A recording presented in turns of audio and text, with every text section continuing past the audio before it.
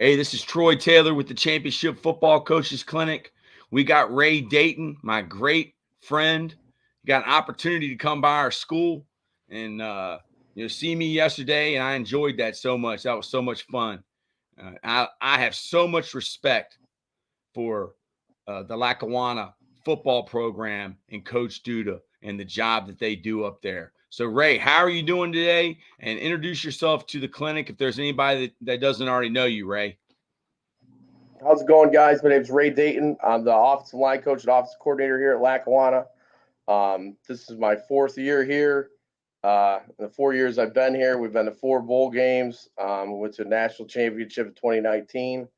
Most of the film you're going to see of this is from our 2019 season. So really excited to be down in Richmond, getting to see Coach Taylor. And hopefully this afternoon I'll get out and see Coach Mountjoy.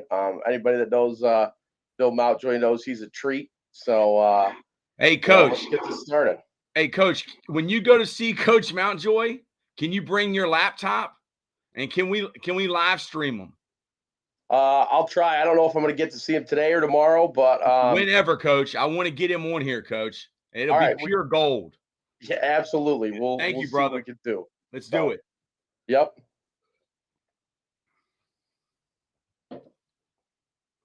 I'm gonna send him an email. I'm gonna send him an email right now that you're gonna bring your laptop.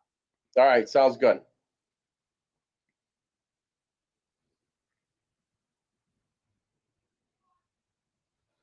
I'm ready whenever you are, Ray.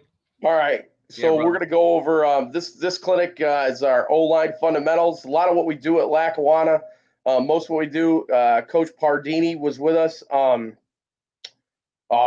was the offensive coordinator here from 2014 on up until last year. He actually he had some health issues, had to step down. He's kind of worked into a role where he is now the assistant athletic director of Lackawanna. He's doing an outstanding job with that. A lot of what we do, comes from him and his philosophy and everything. He and I kind of matched up together. We linked up in 2018, and I think from 2018 on now, I think we've lost like 6 or 8 games or something like that. So we've always been able to run the ball offensively. I think we play in one of the better conferences in junior college. We play a really a top-notch schedule. We play nationally ranked Monroe, Georgia Military, and Snow out Utah. So this will just be any of that stuff. If anybody has any questions, you guys can feel free to email me at daytonr@lackawanna.edu, and I'll help you with whatever you guys need help with. I think that's one of the cool things about football and the coaching community is if you need anything, guys will help you with it. So our Falcons run game philosophy, right? We're the old adage of numbers, angles, and graphs. To me, numbers means, how many people, how many bodies you're going to put at the point of attack or how many bodies the defense has at the point of attack. Angles is the offensive line coach. I control the angles. That's basically the blocking scheme inside. And we always want to kind of have our guys on what we call on the angle. So we don't want, we basically want to try and make everything sort of like a down block. A guy that coached with me a long time ago, his name is Dave Kelly from Delhi, New York. Won 250 games. He said, any pussy can down block. So that kind of always live by that adage. And then grass, obviously, you're trying to put your speed in space, right? We have great players here at Lackawanna College. I saw coach's receiver yesterday. He's going to be an outstanding player for us. We want to put guys like that and make guys make one-on-one tackles. I think if you're a defensive coordinator out there, you're always trying to get that 2-on-1 buddy tackle. So what we're trying to do is kind of get you one-on-one out there. And then match up. If you've got a dude, you get your dude versus their dude out in space. Most guys, coach was joking yesterday. He coached for somebody and he said the progression was always matchup. Well, we've had some guys at Lackawanna where, teams haven't been able to match up with them, and it's allowed us to be real, real successful. And then, obviously you always want to play situational football. Our head coach is a defensive guy, defensive line coach. We're going to do everything to kind of – I heard Urban Meyer talk one time. He said everybody plays a great defense. The offense plays a great defense. the special teams plays great defense, and the defense plays great defense. So we always want to play. We don't want to ever put those guys in a bad position where they're gassed or where they're behind the sticks and stuff like that. And then obviously where you're at on the field, that's important. You know what I mean? If you're down there in the red zone, you're probably going to put like bigger bodies in there because we're an RPO team. So sometimes we get that man coverage and you run out of space down there. You have to put those bigger bodies in there and get the 12 personnel. I learned a lot of the 12 personnel run game from Coach Mountjoy, and it's something that I've always kind of carried with me as a high school coach, and that we use now, at the junior college level. Run support obviously is an important thing. Everybody's going to look to get that 8th or 9th hat in the box. How we're going to, how they determine that is basically going to be their defensive structure. We can talk about that. That's a whole nother clinic in itself. And how they're going to cover our guys. That's always important. And then the eye discipline of the defensive players. Like that's one of the things that we look at, especially at our level. Kids tend to be a little bit more aggressive because they're trying to make plays, trying to get on film. So that's something that we can take advantage of. And then again, this really comes back to matchup. Who can't we block? You know what I mean? It's 11 on 11. So we always want to leave the corners unblocked, right? They're usually the worst tacklers there are. So we're going to try and make those guys tackle our Division I tailbacks out there in space. That's kind of the idea.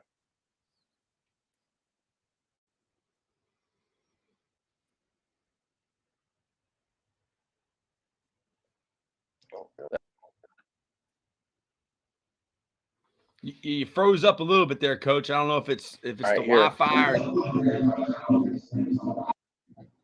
you get that? No, you froze up a little bit. I don't know if it was because the Wi-Fi or what. Okay. Can you see it now? Okay, but you're good now. Okay. So our run game, right? We're an inside zone run team. We've kind of transitioned more into gap scheme stuff, just because the kids that we have. But really, we're going to kind of start off with inside zone. Our inside zone, it's a little bit of a hybrid play. It's not necessarily a full zone play where you're blocking, your play side gap and all that, and then, kind of wind it back into double teams. Our zone, we always talk about, is we're going to create double teams in it. We want you two to block these two in that zone, right? So if it's an even front, which we'll get to all this, we're going to get a guard tackle double team. We're going to get a center guard double team, and then we're going to get one of the tackles is going to be man.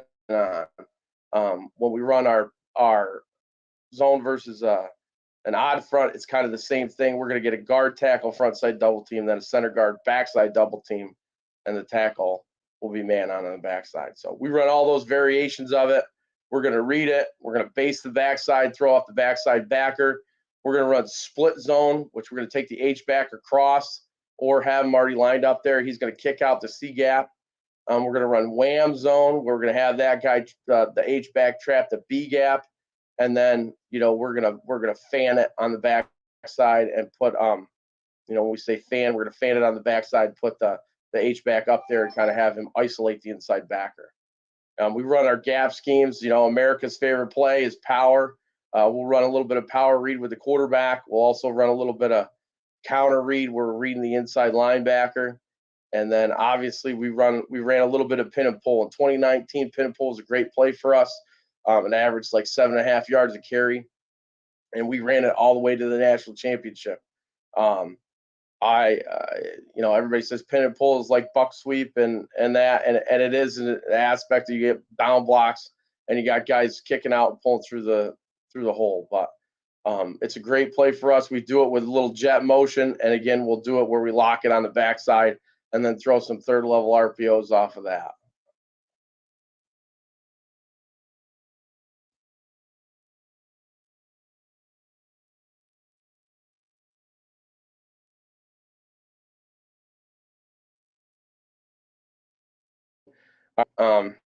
Miss those guys. Here's our run game procedure, right? So we work off of a 3-front ID system. The way that it works for us is if there's one guy between the guards, then it is odd. If there's 2 guys between the guards, then it is even. And if there's 3 guys, it's fair. Okay. We After that, we're going to ID the first play side linebacker, and that's the guy we're usually going to either combo to or wrap to, or a guy that we're going to read. And then our last thing is KYR or FITFO. KYR means know your rules or figure it the fuck out. So it's pretty simple. Our procedure up Who there. did you get that from? What's that? Who did you get that from? The ID system? No, number 3. Oh, that's Coach P through and through right there. You know what I mean? That's just kind of what we. Genius. Yep, that's what we believe in right there. And the greatest rule I've ever heard. Yep. And that's just, those guys up front, they have to solve problems. You know what I mean? Everything's not going to be perfect. Like, we don't care about overs and unders and all this other stuff. We just want our guys to line up and be able to play fast. And at the junior college level, where we have guys maybe as short as 18 months, we can't have a bunch of rules where it's, and that was one of the problems that I had as a high school coach when I was running when we ran the wing T, is they have all these great rules and everything like that. But then, you get a kid there that might not understand it. Well, I just want my guys to be able to play fast. And I don't care if I've got to have a guard tell a tackle what to do or a tackle tell a guard what to do. As long as they're up there and they communicate, if we know what to do, even if we're all wrong, we'll be all right. So just kind of getting everybody on the same page and doing everything like that, to the point where, we can communicate and we can play fast. Our head coach talks all the time that, you guys are mine during the week. So Monday through Friday, you got to do what I tell you. But on Saturday, it's your game. And I love watching our guys play. We love watching our guys play on Saturdays and letting them kind of figure it out. So that's just kind of always been, that's our philosophy, I guess, at our place. So.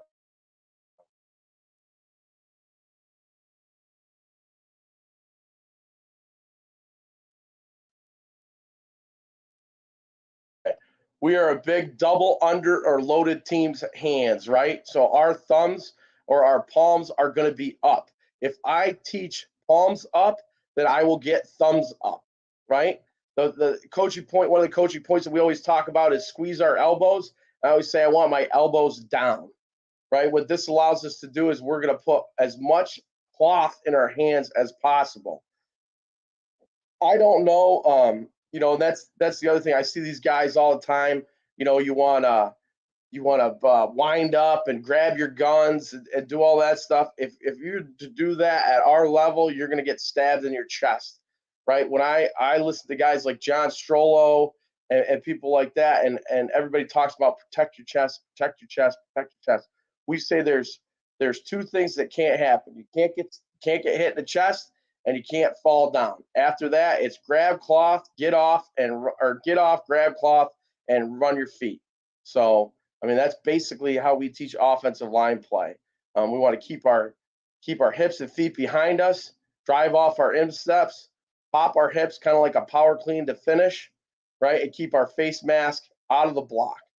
We want to lift through the defensive player's face mask, right? And kind of change the direction of their pad level and their spine, right? Otherwise, we don't want to make it like it's 2 trains running into each other. We want to make it like it's a train and then kind of derail him off the tracks. And we could get into the physics portion of that where it's like, momentum or torque or lift and all that stuff. But the reality is if we're just going to be mass on mass, then the biggest guy is always going to knock the little guy off. And we'll put offensive line that are, 6'5", 285, 295, and we'll play like snow, and they'll have guys that roll around that are 6'5" and like 300 pounds. So to get movement on those guys, we sometimes have to take them more lateral than take them back. So double under's been a great thing for us, and we've used that. Like I said, the big thing is getting our thumbs up. If I tell you palms up, I'll get thumbs up. Here's Traquan. He played for us. He was at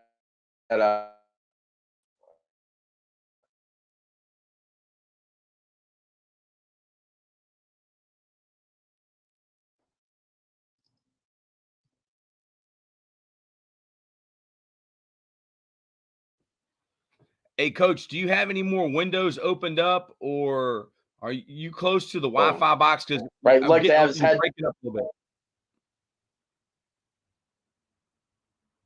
Yeah, I am. I'm as close as I can get to it. Okay, Can you still hear me? I don't. Yeah, but you just broke up. Like when you switch from slides, sometimes it'll break up for a few seconds. I was just Okay, wondering, so was there I'll anything just else? wait a little bit. Yeah. Yep. All right. Here he is again. You can see his elbows are behind him. Side is a great turnout block right here. You got inside out footwork. Right, boom, boom. Technical kid. Okay, again here, this is Emilio Moran. He played for us. He ended up going to the University of Maryland to start it this year.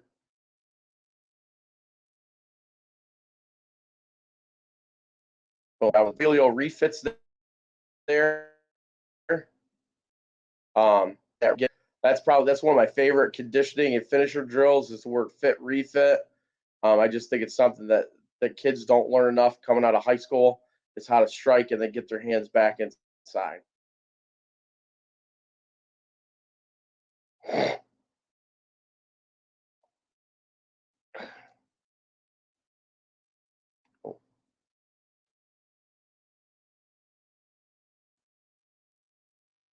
Copy. There was no end zone there.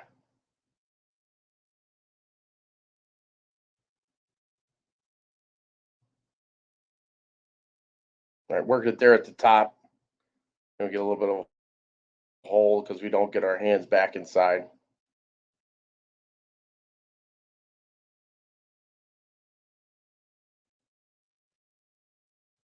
Right, get Traquan there at the bottom. Right, watch him right here. He was like the double under guy. You know, he did a great job with it for us.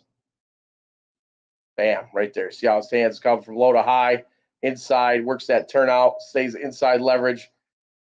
Right, we're throwing the RPO off here off a lock zone. Inside out, heads inside.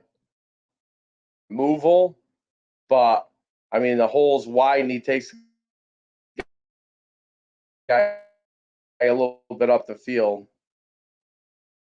Right, I think that's pretty good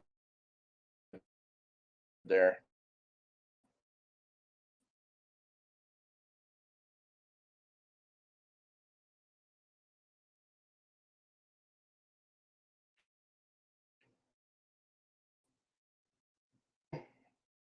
Traquan, like I said,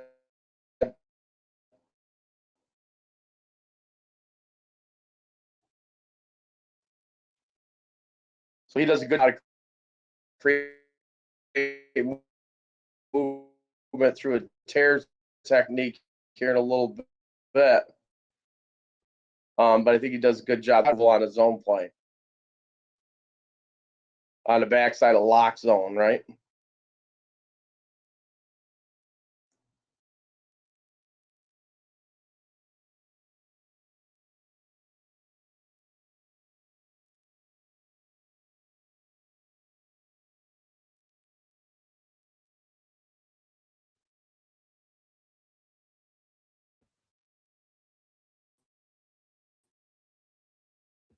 He was good at this, like I said.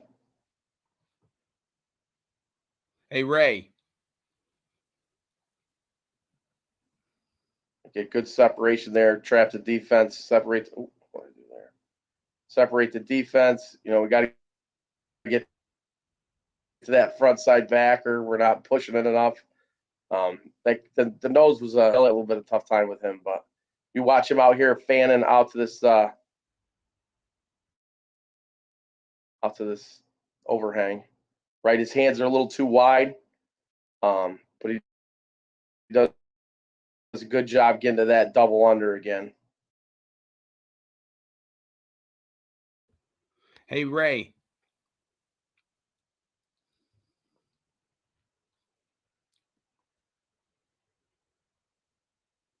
Hey, Ray. Hey, Ray, can you ask your friend if you can plug the Ethernet cord into your laptop or if there's anybody else that's streaming in the Yes, coach. house? I'm just trying to figure out why it's lagging so bad. Yeah,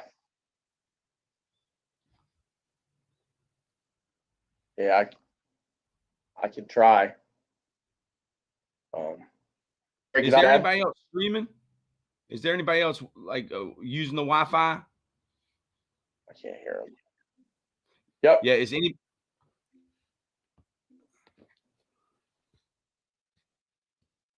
No, I'm all plugged in and everything on that. So I don't know if it's just bad Wi-Fi or what, but is it yeah, working or no? yeah, it's lagging bad. Okay. I can't hear you sometimes, but if you could plug in the Ethernet cord coming from the Wi-Fi box, if there's one, or if there's anybody else that's streaming in the house, that might help if they could stop streaming or if anybody else is using the Wi-Fi. Okay.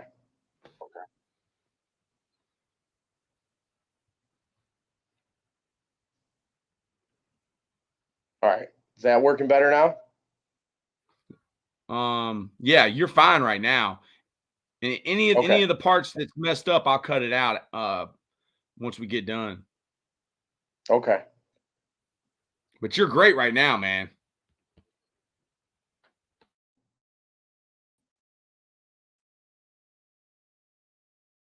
And then,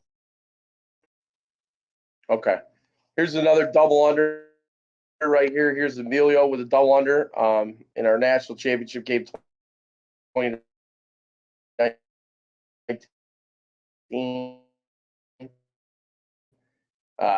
We get good turn technique that we really in. I said, and something that I think that like you could take to your program. When I was here, we talked a lot about everything like that, but allow guys to get to our chest, and when they get to our chest, that's really when we kind of get, you know what I mean? I guess it's you hear a lot about that first hit wins, first meaningful contact. I don't know how you're pulling your hands back, your hips, and trying to explode out of there. And again, like I said, this to be loaded, right? So we want our thumbs up, we want our elbows in. And if I talk about palms up, I'll get to that. The other thing we always talk about is latching onto the defender and then screwing our thumbs out. Sometimes guys will have trouble, they won't getting their palms up like that. So if they go and they strike thumbs up and then we screw our elbows in and screw our thumbs out, we can get more cloth into our hand and then get better lift.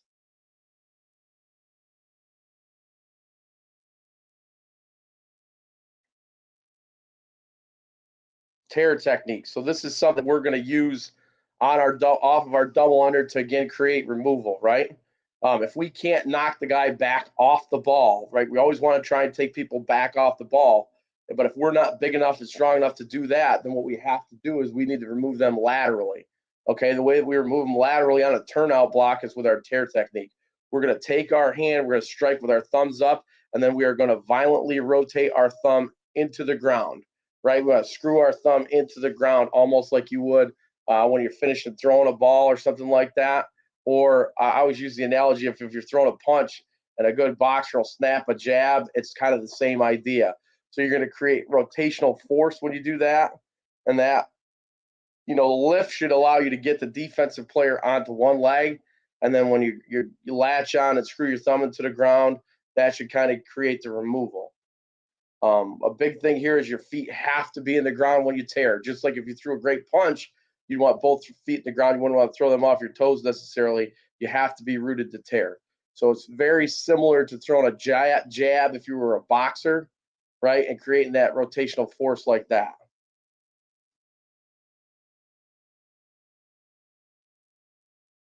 Here, you'll get good.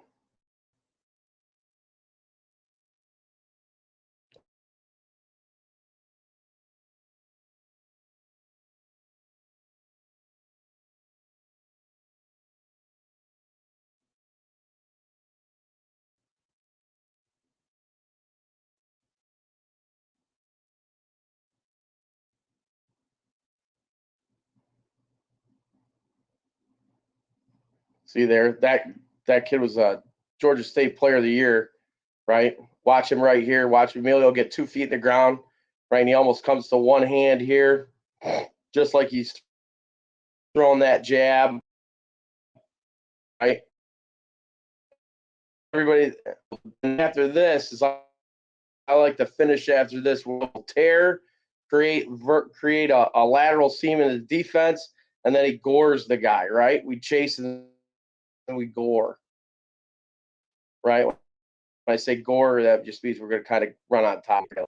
So, right? So we're going to tear and then gore. Chase him down and then gore. Double under. You'll see good double under here. And then great tear.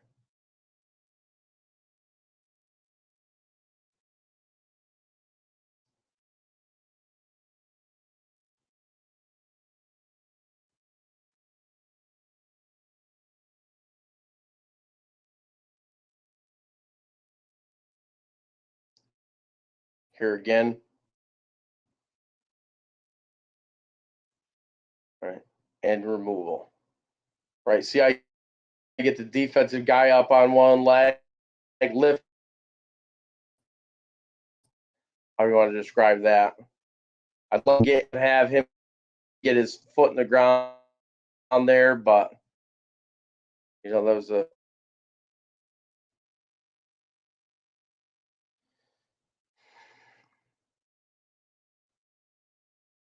we'll just do the end zone here, it'll be easier.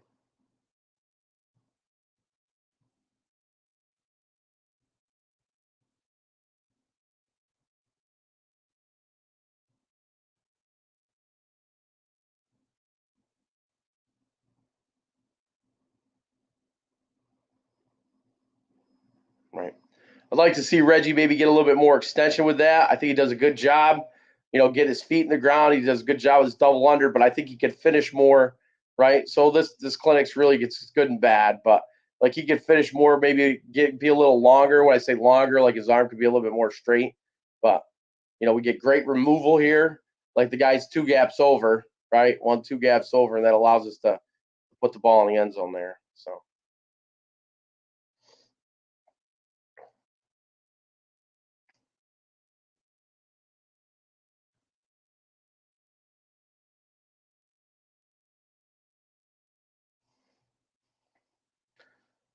Right here at the center position, this is vital because again, you'll see the movement, right? That's a great job there by Tommy. He gets both hands inside, good double under, and then you can see him basically go 2 to 1, right? He goes one arm, he gets that good long arm there, gets a lot of extension, right? Gets the guy moved. We use the term tear. Tear, I would say, is more going to one arm, and then when we go torque, we're going to lift with one hand, and then we're going to pull down with the other. Again, kind of distort that defensive player. That's something that we started to work on this year. I really liked it because I thought we stayed attached. Whereas sometimes when you tear, like these guys in stripes, they'll see those guys get thrown like that, and then you'll get a little bit of, they'll call holds and stuff when maybe it's a little dicey. So I think when we torque like that, we can stay more attached. Those are the two words we use is torque and tear. Kind of like the defensive guys will do that. You'll see them do that, and that really distorts the defender, right? We'll get one pad up and the other pad down, can kind of get that guy on one foot. Everything that we're really doing is we're trying to get the guy on one leg, so he can be as light as possible, and we can move him like that. And I know this is kind of a physics thing maybe, but it's just kind of worked for us. Right? He does a better job of that. He could do a better job getting his hands inside. Hands inside is probably the most important thing, right? I always tell our guys, elbows in, you win. Elbows out, I shout. We want to keep our elbows in, get our hands inside, and kind of move our feet. So.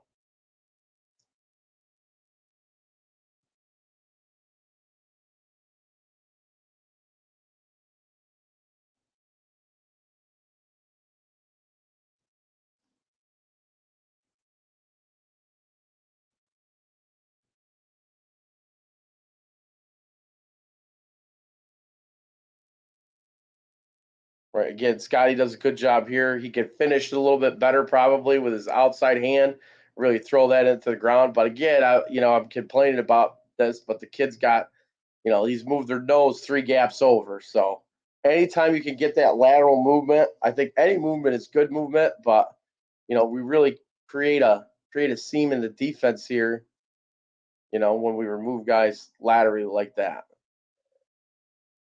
That's an RPO game, right? Sometimes you end up throwing it when you should run it. You got to live with it.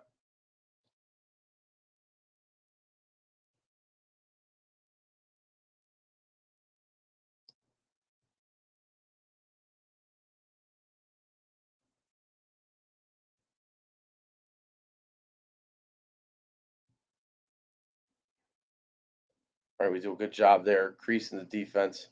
Reggie's pressing on the guy's outside arm again. I think he could be a little bit more violent, maybe throw his hand in the ground.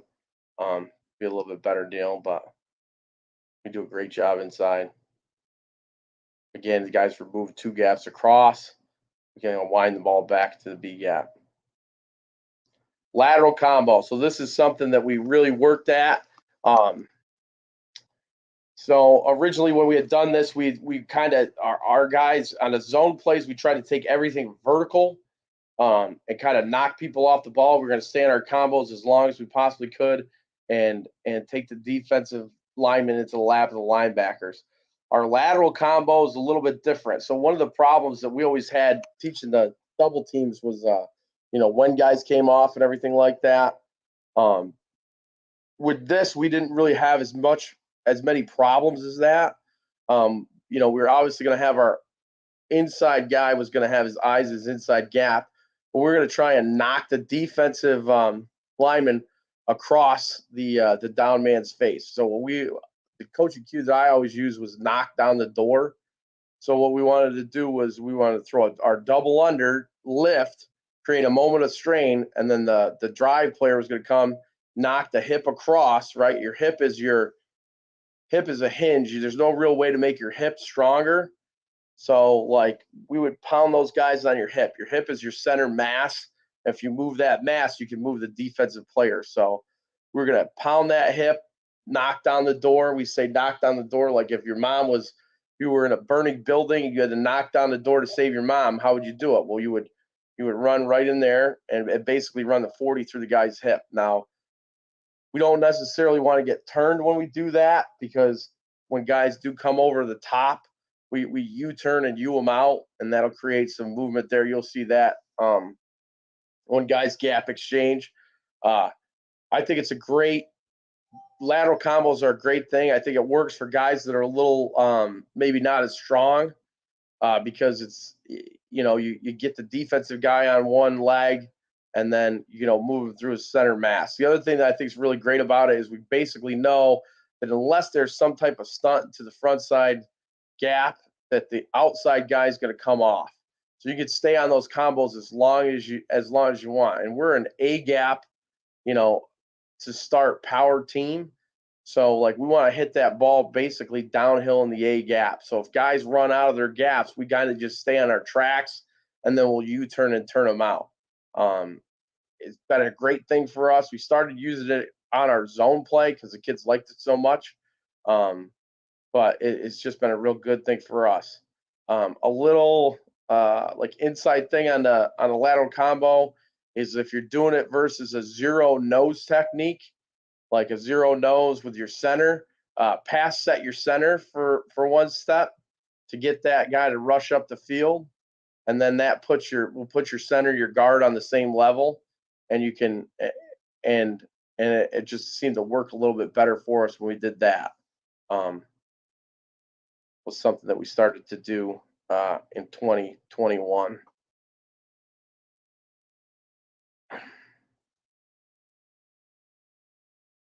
Right, you'll see the movement here, right here.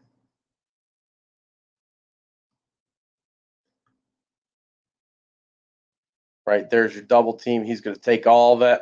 He's going to come knock down the door. When he knocks down the door, he'll throw him across into this gap, and then he'll climb.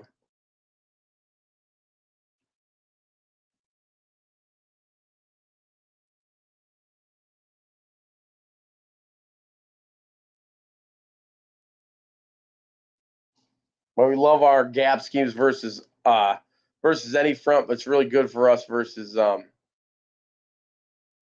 even.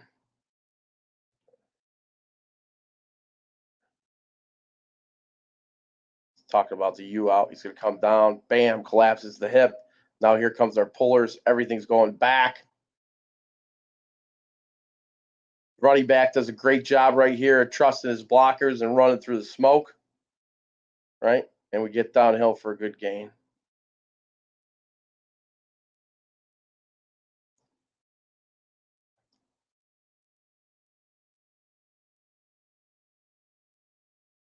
We really like it versus a 2-eye. This is everybody's favorite clip here, right?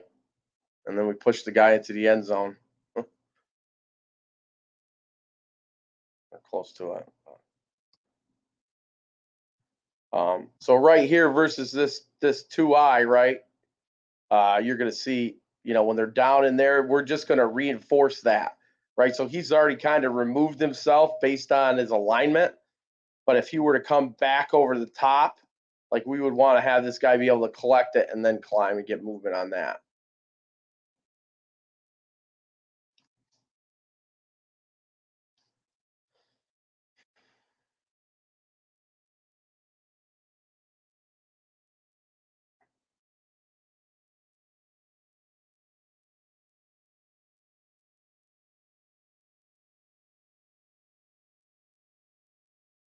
A little too much space there.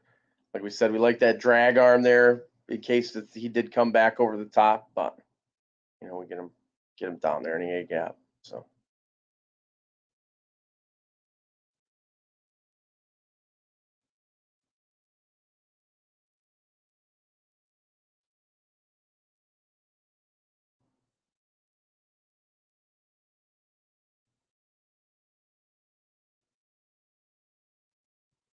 right, does a good job there. We get a good U out, pins him there in the backside A gap. Not the best kick out, right? Trying to spill the ball there, but the lateral combo has created enough movement that we can still pound the thing in the A gap and run through the smoke. Right, we're not really a rhythm. We're not really a rhythm gap scheme team where we're going to bounce the ball if it's spilled, right? We have constraint plays off of spill. Like if they're going to spill the ball, then we're going to run power read and have our guy, put our guy out on the perimeter. There's a whole bunch of different ways we do that. Like we'll leak a back out, basically run like a power pass concept.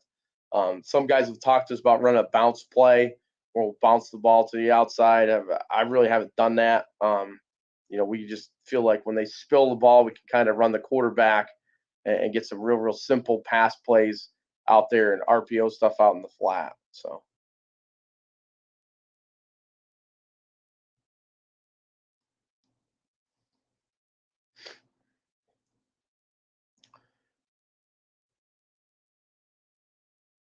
Right, it's an A to A play for us. Do a great job there on the front side. Right, you can see Emilio here giving this kid the business a little bit. Right, here's the double team. They do a great job with it. Boom, collapse the hip, put him in the other gap.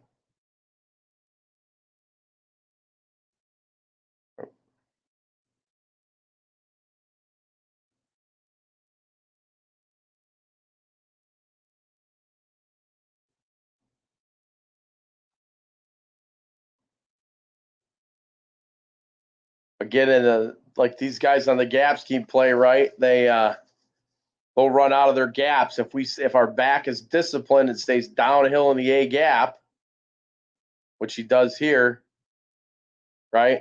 And just runs through the smoke, he'll be fine. So for us, power is kind of an A to A play, right? And then our C gap or 2 gap power will be more of a A, B, C type thing where we bounce it out the front door.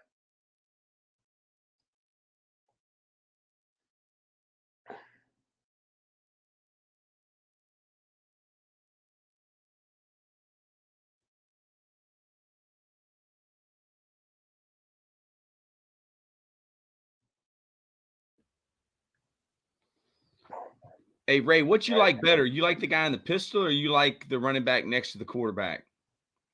I like the back and the pistol because I think he gets downhill quicker. Now, if you're going to try and pass protect from that, I think it gets a little dicey. Um, we're more sidecar, and I think just because the passing game stuff, we like to get our backs out to the pass concept. But I think the other thing is like to run that wide zone or outside zone play. I've never liked that from the gun. I've always thought at sidecar there, I've always thought it's really, really hard on the center and really hard on the back. And they're always trying to catch up with each other. That's why we ended up running a lot of pin and pull, to be honest with you. Um, I think those plays vary better from sidecar. If you're going to be an outside zone or wide zone team, I think your best bet is just running it from the pistol. You know what I mean? Yeah. Because the back and the center are always kind of in unison. I know guys will line up in pistol and then they'll move the back late to gun and stuff, but for the gap scheme play and the outside zone play, I think that your best bet is to put the guy in the dot. Inside zone, I think, is better from the gun because I think you get a lot of those balls that wind back out the back door. Like we're not a front side, really a front side B gap zone team. So like we'll run, one of our bigger tendencies that everybody talks about, like that I talk about all the time is, the H back coming across on split zone, and guys will try and back gap your H back and everything like that.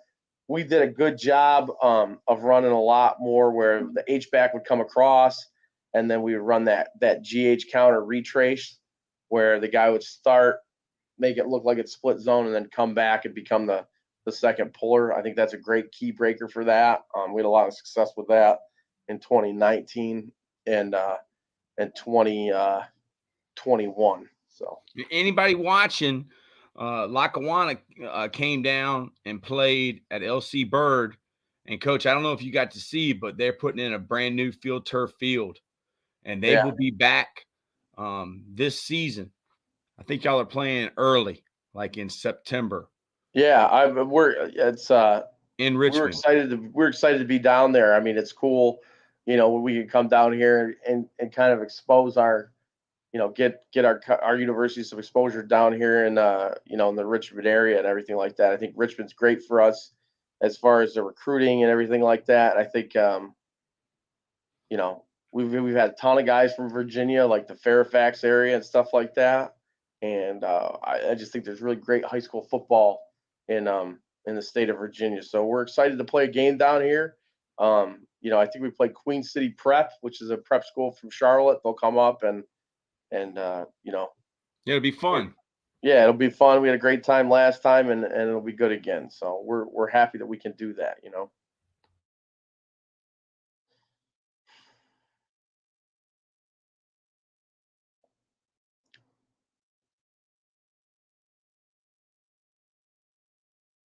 Again, here's Power again. We're gonna track to the A gap. He gets a little wide here. Uh,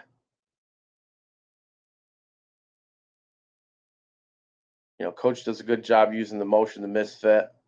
We have to do a better job. Like this isn't great here get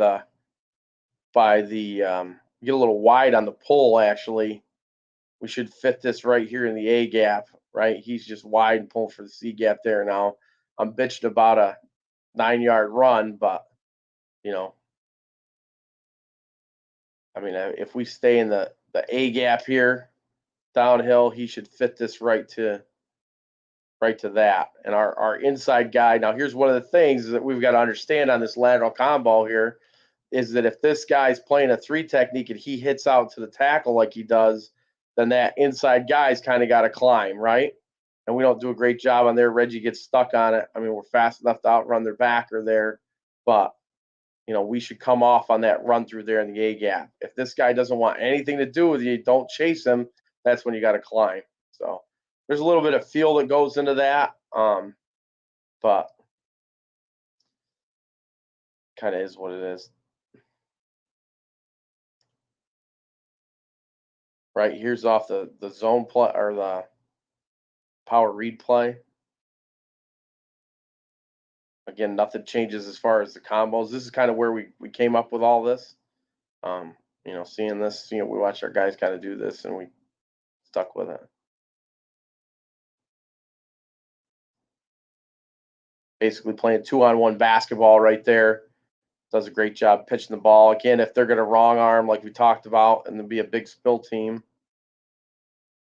right? If they're going to be a spill team and chase the hip here, then we might as well just put the ball on the perimeter with power read. I like the toss action because there's no mesh first off, so I don't really have to work those mesh mechanics. But what it does is, like I said, it gets the ball to the tailback a little bit faster.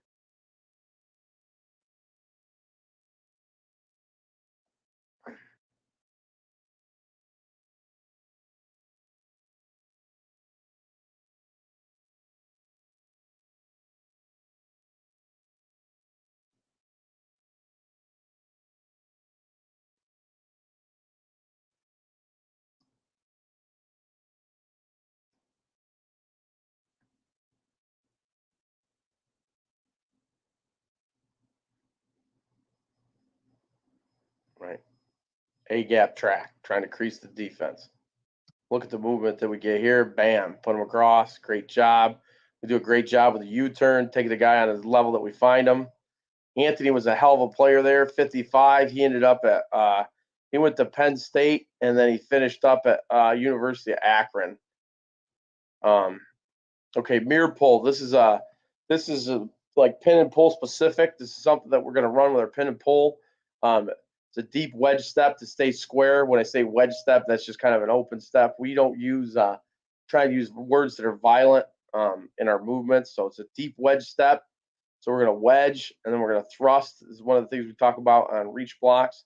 We're going to mirror pull. We mirror the defender. You'd be alert for run through. You're going to see our center do this. He does a great job at it.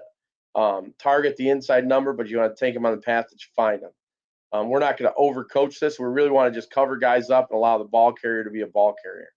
Okay, we want to paint a clear picture for the back. That means when a guy starts running, we keep him running.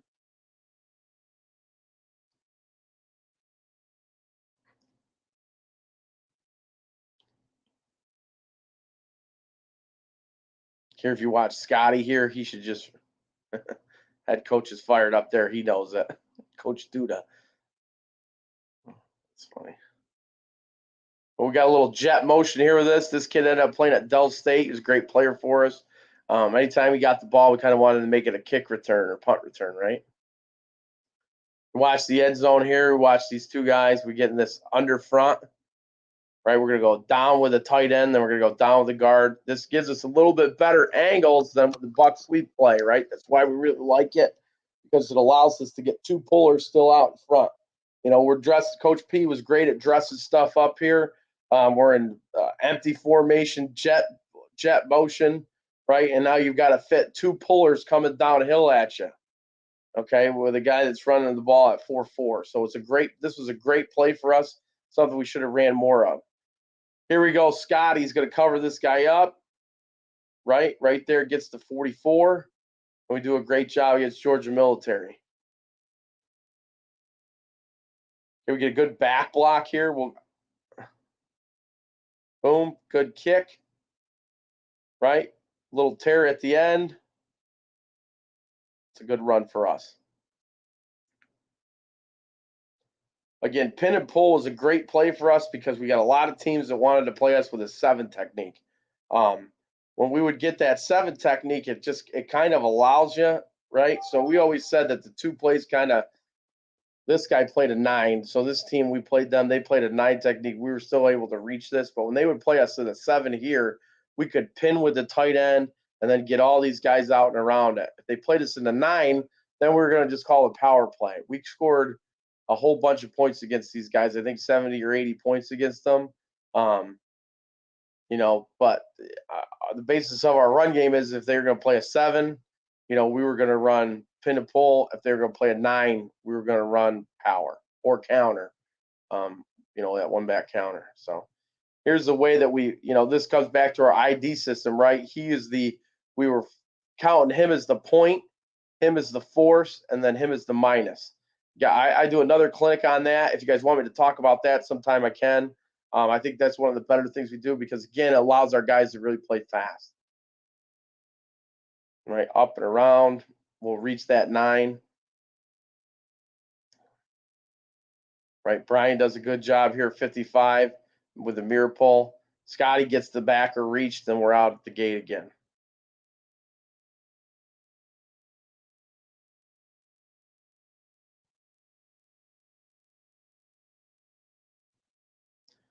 So Scott did a really good job of this. Like he knew how to speed up to slow down, if that makes any sense.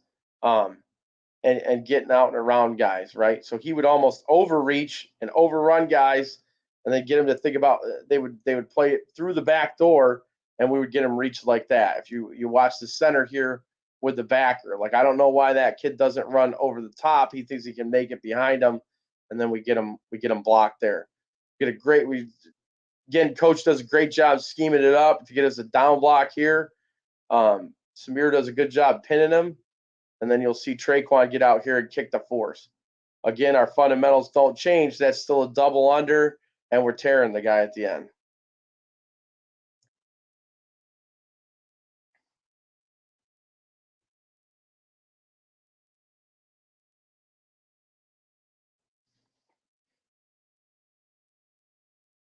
Okay, you'll see it here. Oh, shit.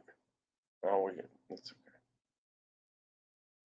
Right, here's one of the other cool things about pin and pull is you can get 3 guys out and around, right? You'll see we get our tackle. Like, we let these guys on the backside of this. Like, we don't, like, again, we're not going to overcoach things at the junior college level. We're going to say it's you two for these two. Get them blocked however you can. And in doing that, it really empowers our players, right? Because it allows them to understand that they're the ones that control what goes on Saturday. You know, they're playing the game. It's not me. Like, I can come up with the plays and everything like that, but they got to go run them. So, like, if these guys want to scoop this, where it's a double team to number 10, if they want to pin it and then pull the tackle like that, I have no issue with that, right? They're the ones that's got to play it. Like, players know, like, what they have to do to get guys blocked. I mean, you have to be honest with yourself. Know thyself. That's the thing. But I think we do a great job here getting all 3 of these guys around.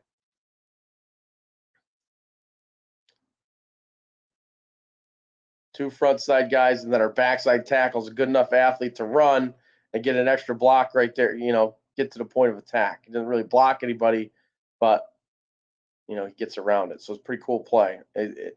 Like I said, we ran that play in 2019 here again. There's 3 pullers.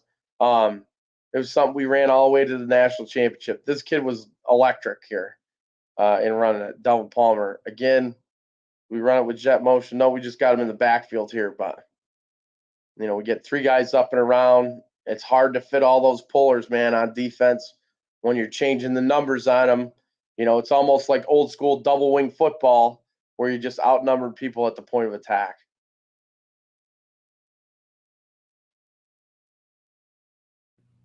Man, I've really been thinking about tomorrow whenever you go see Coach Mountjoy, dude. I mean, just your visit needs to be live streamed. I mean, that camera needs to be on that man. And I just want, I don't even want to ruin your time with him, but just whatever he's talking about, dude, it needs to be live streamed. There needs to be more people that know about Coach Mountjoy. I agree. I learned a heck of a lot of football from Coach. And he was a great guy. Like, he was very gracious with his time, and he was nice to me when he didn't have to be. I first heard Coach talk at the Baltimore Glacier Clinic. I think it was like 2008 or 9 or something. I just finished playing. I was there. Was going to get the coaching. I listened to him talk about I want to either say it was either inside zone or counter power. Yeah, I think it was counter power. One back. Yep, it's one back counter power. Yeah, man. Again, we're pointing that guy. We're pulling out and around. We get 3 pullers. You know, it was a great play for us.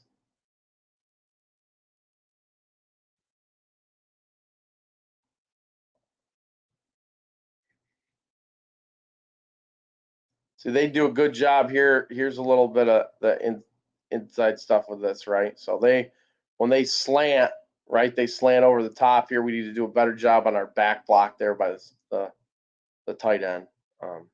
do a good job slanting to the play there. Georgia Military, one of the better coached junior colleges in the country. Again, we get 3 guys out and around. Need to do a better job there.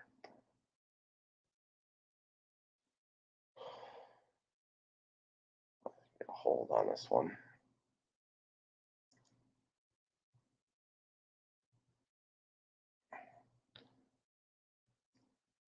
Right, we're in an unbalanced formation here, so we get it to when we turn their odd front to an even. Get the 2 pullers around. I think the back could stick his foot in the ground. Maybe we wouldn't get that hold, but is what it is. Trap blocks, right?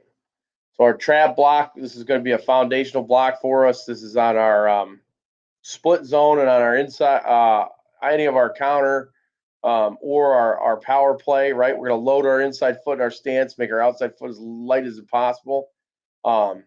We want to drive off that foot, take a path to the line of scrimmage. We always say banana path, so we want to be up and then out. Come to balance, we want to be under control. Once we get past the center, sometimes those guys will pull on those places. They'll be so out of control they can't block anybody. We're brace with our upfield foot. If we pull right, we hit right, same foot, same shoulder. And the coaching point that we always use is punch the defender in the face with your shoulder pad.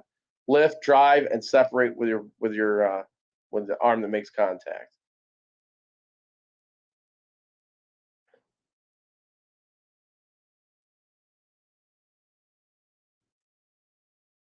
So you'll see Samir here on split zone right here. He did a great job with this. One of the things that I think we could have done a better job coaching with this is after we make contact, we lift, we separate. Now we want to run our feet. Right? Run your feet and finish. There we go. That was good.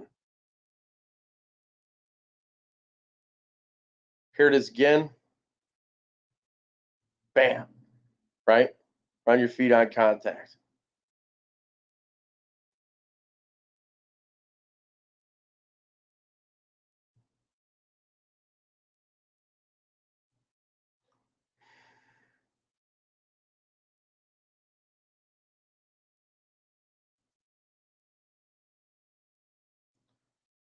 Here he is again. Right? We teach the same coaching points on split zone as we do on counter for the guard that pulls there. Our kick out on power is a little bit different just because we're not coming. If we were to motion the guy over and create some momentum, we would use these same coaching points. But on power, right, when he's kind of lined up there in a B gap, it becomes more of a turnout block instead of a kick out.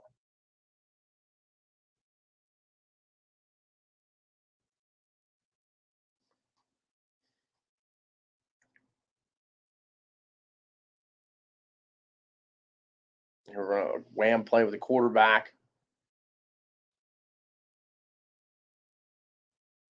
Does a good job, just gets a piece of him. We don't do a very good job on the front side there, but you get the idea.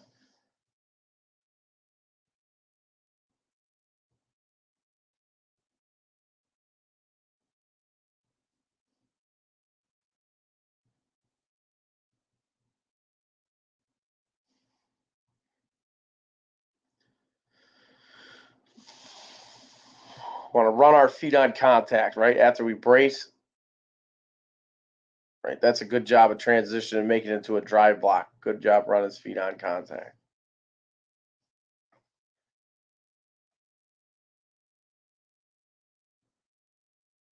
Miss a glance there.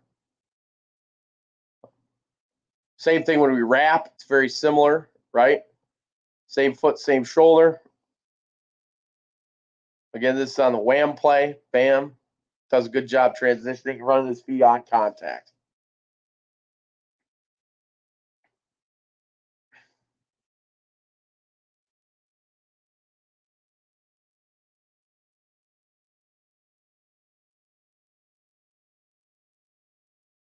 Get the end zone. Again, wham play here.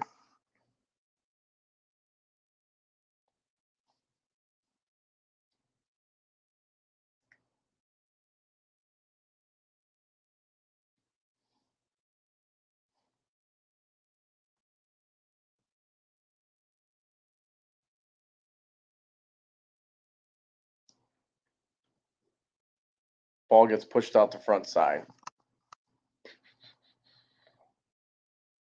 Yeah, we need to bring our feet here, right? Get a little bit surprised.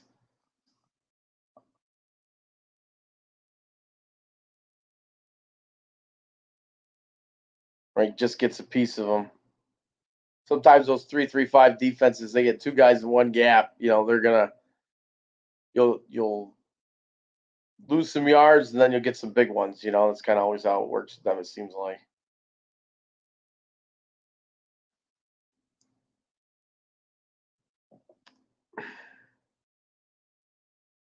Good job there.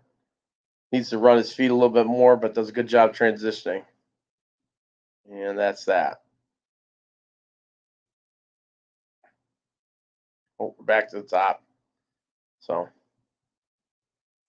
all right. Ray, man, you're the best. I can't wait to get you back on when you get back up there to Lackawanna. But hopefully we can make this thing Yeah, happen. I'll do one on cap scheme stuff when we do that. Yeah, hopefully we can make this thing happen with Coach Mountjoy, because I mean, I want to do a football life with Coach Mountjoy, Yeah. where we talk about his whole entire journey. It doesn't have to be, this weekend when you're over there visiting with him. I don't want to take up all your time, but I mean, how long do you think it'll be from when you walk through the door to when it's football time? Oh, 2 minutes.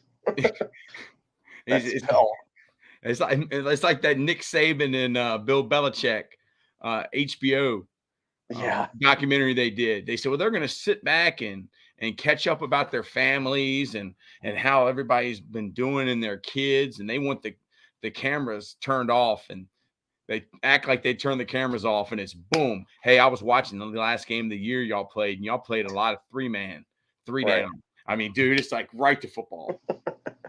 It's I'm sure.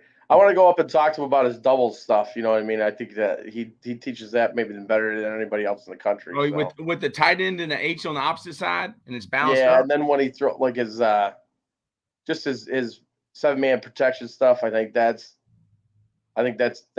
really, really good for junior college, high school, any level of football. Really, if you've got a quarterback that's struggling a little bit and maybe isn't ID in the front where the hots are and stuff like that, I think that really takes a lot of pressure off of those guys. Oh yeah, I mean, really, that's all we did when I was an assistant coach. Was he just ran his protection all the time, man. I mean, that guy, he's a goat. I mean, he is a legend, and I think I might have been there when you met him. That was when I first met you. How did we first meet, Ray? I want to say that's when we first met was in Baltimore, and then we just kept talking, and I don't know what's been.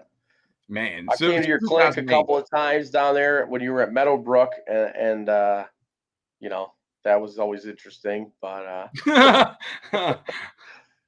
yeah, a circus. I'm like P.T. Barnum, man. I mean, it's like the greatest show on earth. Just show up and watch it.